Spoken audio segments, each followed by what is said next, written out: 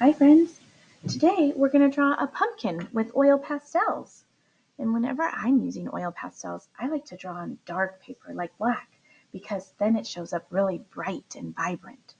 So I'm going to pick an orange and I'm just going to draw an orange circle. And if it's not perfect, that's okay. Pumpkins are rarely perfect circles. And then I'm going to just color up and down so that sometimes my coloring might look like the ridges of a pumpkin.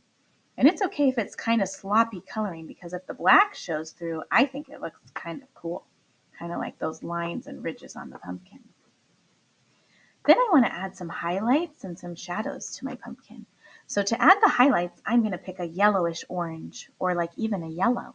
And I'm going to pretend there's light shining down on the top of my pumpkin. And I'm just going to color some yellow lines up and down on top of my pumpkin.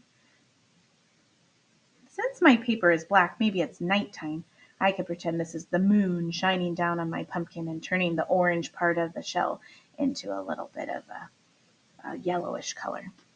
Then I'm going to pick a red color and maybe even like a reddish orange. And on the bottom, I'm going to do the same thing to make a shadow. If the light is shining on the top, then the bottom will make the shadow. So I'm just going to color up and down, kind of some red, orangish shadows on the bottom like that. There, I like that. Then I'm going to make the stem.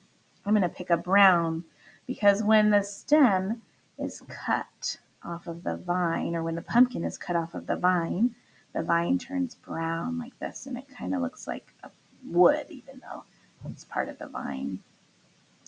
And then I am going to add some leafy vines to my pumpkin too. So I'm going to pick a green color, and out from the stem, I'm just going to put some swirly green like this. And pumpkin leaves are kind of big, but I'm going to make them kind of small so that they don't cover up my pumpkin or take up too much of my paper because I like the pumpkin the best.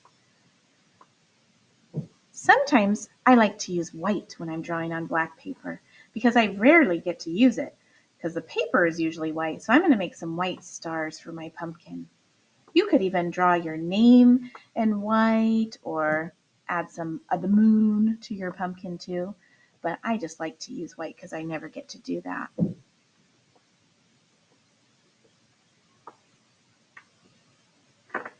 There you go. I hope you had fun drawing your pumpkin, and I hope you have a great October.